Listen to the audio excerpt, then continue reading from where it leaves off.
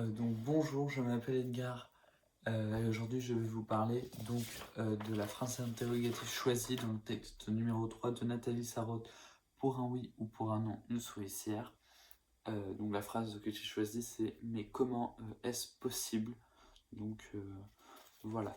La nature déjà de cette phrase, elle est interrogative car donc cette phrase au final, c'est une interrogation directe car elle n'utilise pas de point d'interrogation explicite dans sa formule initiale.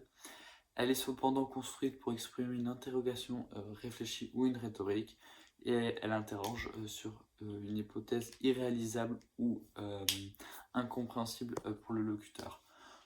La fonction d'interrogation, donc ici l'interrogation reflète un certain étonnement ou une incompréhension.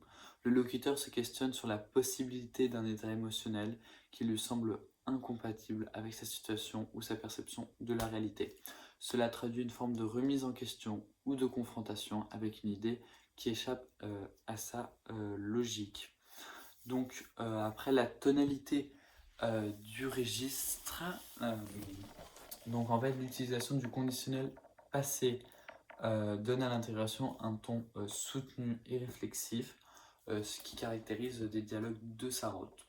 Cela montre que l'interrogation dépasse une simple question factuelle pour devenir au final une exploration abstraite. Le registre est assez légèrement poétique parce qu'il va renforcer le sentiment d'étrangeté ou d'introspection. Et le rôle dans le texte, cette phrase, elle s'inscrit dans le cadre d'un débat sur la nature du bonheur et sa subjectivité, en s'interrogeant sur la possibilité d'un bonheur pur. La phrase souligne l'incompréhension et les tensions entre les personnages. Donc elle ouvre un espace de réflexion sur des concepts universels comme la jalousie, la quête du bonheur ou l'acceptation de l'autre. Après, il y a un élargissement théorique avec les types d'interrogation. Cette phrase illustre une intégration rhétorique qui n'attend pas réellement de réponse. Elle est utilisée pour exprimer un doute ou une réflexion et non pour obtenir une information.